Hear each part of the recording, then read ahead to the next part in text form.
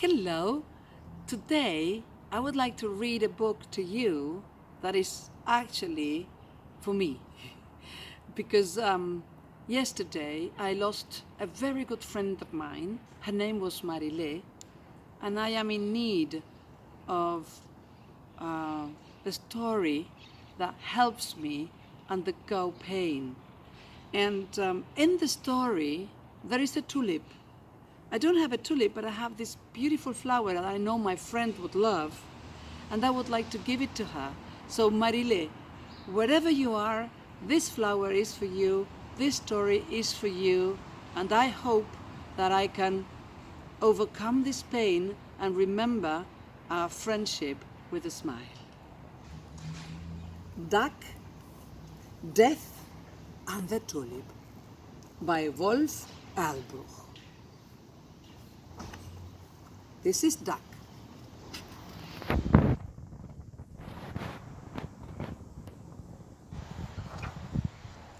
For a while now, Duck had a feeling. Who are you? What are you up to, creeping along behind me? Good, said Death. You finally noticed me. I am Death. Duck was scared stiff.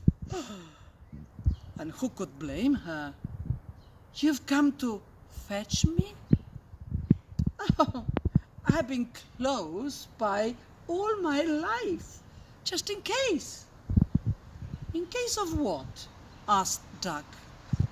In case something happens to you, a nasty cold, an accident, you never know. You're going to make something happen. Life takes care of that. The coughs and colds and all the other things that happen to you ducks. Fox, for example. Duck tried not to think about that. It gave her goosebumps. And look, there's a tulip.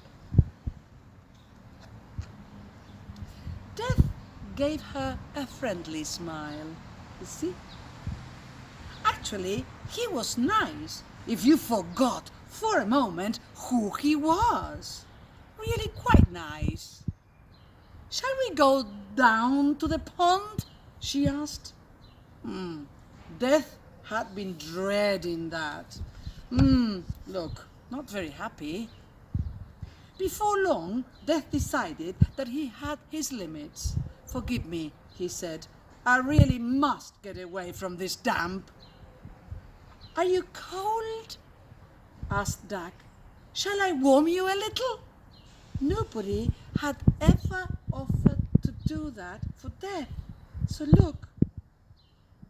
Now Duck is covering Death, warming her a little. Duck woke first, very early in the morning. Oh, I'm not dead, she thought to herself. She poked Death in the ribs. Here, when you go like tuk-tuk, like this. I'm not dead, she quacked, utterly delighted. I'm pleased for you, Death said, stretching. Like that. And if I died, then I wouldn't have been able to sleep in, Death yawned. That wasn't a nice thing to say, thought Duck. For a while, she refused to speak. But soon she was chattering again. Quack, quack, quack, quack, quack, quack, quack. Some ducks say you become an angel and sit on a cloud looking over the earth. Quite possibly, Death rose to his feet. You have the wings already. Some ducks say that deep in the earth there's a place where you'll be roasted if you haven't been good. You ducks come up with some amazing stories, but who knows? So you don't know either? Duck snapped. Death just looked at her. What shall we do today? Death asked. Well, let's not go back to the pond. Let's do something really exciting. Death was relieved. Shall we climb a tree? He teased. And there they go. Look, up in the tree. They could see the pond far below. There it lay, so still and so lonely. That's what it will be like when I'm dead, Duck thought. The pond, alone, without me. Death could sometimes read minds. When you're dead, the pond will be gone too. At least for you. Are you sure?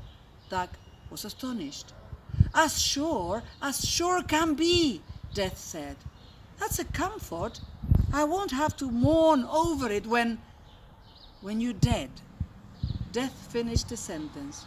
He wasn't coy about the subject. Let's climb down, Duck pleaded after a bit. You can start having strange thoughts up in trees.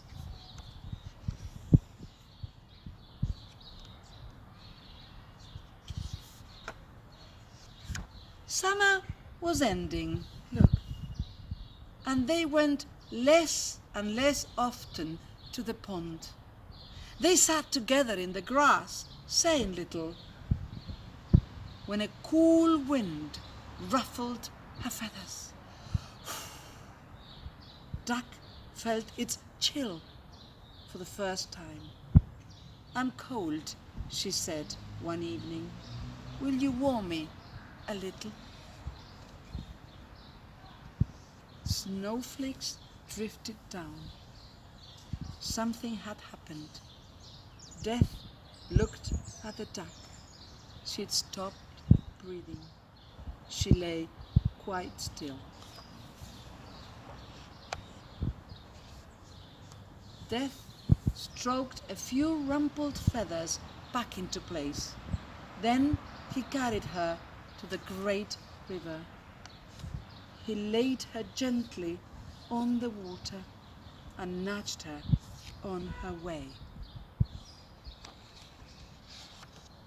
For a long time he watched her. When she was lost to sight, he was almost a little moved.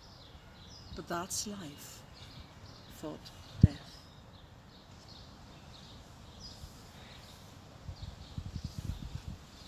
And that's the end.